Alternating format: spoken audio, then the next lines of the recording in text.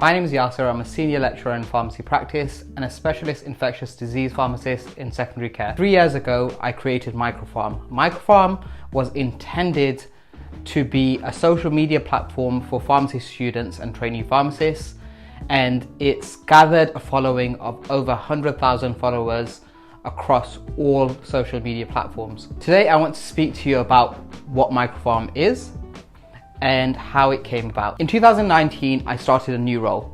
I had just completed 2 years as a junior pharmacist and started a role as a teacher practitioner in pharmacy practice and also an antimicrobial pharmacist in secondary care. So that means in hospital. It was a split role, and of course there was demands with both. At the time, I didn't know if I would make a good teacher, and I didn't even know if I'd make a good antimicrobial pharmacist. Both of these aspects were completely new to me. It was an entry-level role, and therefore prior experience was not required. Of course, I had to adapt and develop my skills very quickly for both of the roles. Now, for me, it was completely daunting. Realistically, I didn't know anything about what makes a good lecturer, and it was completely new to me. And at the same time, being a new lecturer, because you've just started a role as an antimicrobial pharmacist, the assumption is, in the lecturer side of things, you're the specialist when it comes to infectious diseases and antimicrobials. So I was being assigned to different topics for infectious diseases like cellulitis and sepsis, and people will come to me as the expert in that field, and I'm just completely new to the role. So I knew it was something that I had to develop very quickly. I needed to develop my knowledge base of antimicrobials. And that's when we were hit with a pandemic. So that's when we started going into a national lockdown. People are looking at the antimicrobial team to help with the pandemic. And because we went into a lockdown at the same time, I was spending a lot more time at home outside of work. So I came up with the idea of making a social media platform without showing my face, so I'd be completely anonymous to the world. And I wanted to follow as many doctors that I knew without telling them it was me. I thought it would be a great way to engage with people because junior doctors used to come to me for advice about microbiology. So I thought, why not go to the people that are seeking your help within the hospital, and you can sort of help junior doctors in different hospitals, and no one will know it's me, and at the same time, I'm developing as an antimicrobial pharmacist. I'm developing my knowledge in order to teach others. So one of the best forms of developing a knowledge of something is having the capacity to teach others. So that's something I was aware of, and that's why I wanted to teach others in order to develop myself. So it started out with microbiology, and that's where the term MicroPharm came about. It was a combination of the term microbiology and pharmacy. I registered it as a trademark, as you can see over here at my shirt, and I thought I'm going to develop this further. What I started to realize was a lot of pharmacy students and trainee pharmacists started to follow me, and it's something that they were really engaged with. Then I started to develop myself. Then about a few months into it, it starts to get boring when you're just completely doing microbiology related posts. People want more. So I started branching out. I started doing posts on cardiology. I started doing posts on general medicine. And that's when followers really started to come in. MicroPharm sits at 100,000 followers now. And that's really because of just the amount of content that's coming out and the great support from everyone for the content. I started making free sessions for pharmacy students and trainee pharmacists, and I've delivered training sessions to over 2,000 trainee pharmacists and pharmacy students over the past few years. I started developing courses, and I wanted these courses to provide comprehensive pharmacy education at an extremely affordable price. And that's what I've ensured throughout the journey of MicroPharm. Roughly, people will spend anywhere between £5 to £10 a month for MicroPharm content, which, comparing it to anything else that's out there, is extremely affordable. I also thought it was extremely important to develop a team and have a team that are specialists in different therapeutic areas. Now we have over 10 team members in the MicroPharm team.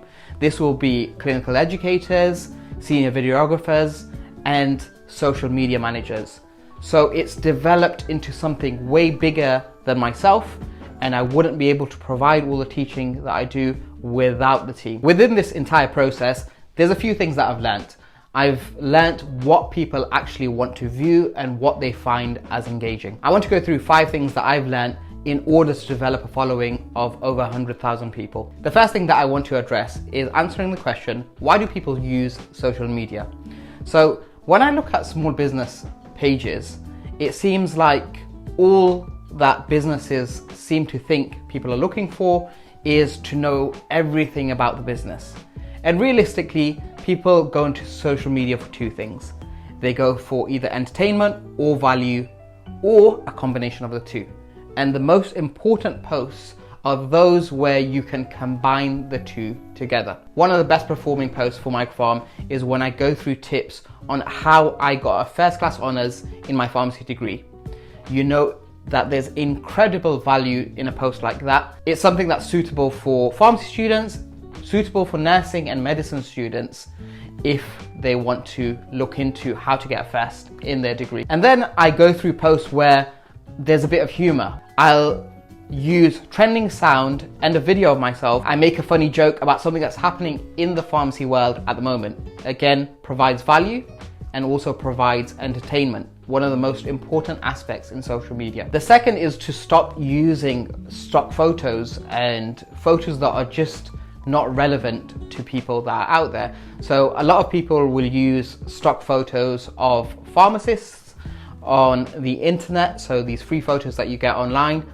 Pharmacists wearing lab coats, stethoscopes, everything that you don't see with a pharmacist today. So completely disregarding what pharmacists would look like in practice, and it's so detached from reality, people just get bored. Another thing is to keep it short. We know that YouTube is developing shorts because of the fact that people have a very short attention span and they like videos they see on TikTok or Instagram Reels. So keeping it short is crucial. How short can you make the video in order to convey the same message compared to a longer video? And be yourself. Personality really matters. People want to know what you're like. People want to connect with someone that has similarities to them. Often we portray ourselves as these completely professional characters that have no relation to the people that are watching them. People want to know that you struggle with the same things you do. So I always provide some transparency about how difficult I find juggling my jobs with MicroPharm and having a social life, and how I try to balance that all. And the final thing is, everyone loves a good story. So having the ability to tell a story really provides more engagement to your page. It's what people are looking for. So I provide a day in the life as an antimicrobial pharmacist, as an infectious disease pharmacist. I go through my role as a HIV pharmacist, and I provided a series on that. And always ensure that you have a beginning, middle, and end. So I'll go through a video where I'll speak about my journey on the way to work, what I do in work, and my journey home. And I try to convey that all within 30 to 60 seconds. Those are my tips that hopefully could be helpful to you if you're trying to develop an audience on social media. I hope you found this video useful. If you did, please like the video, drop a comment about any questions that you have, and please subscribe. I'll see you in the next one.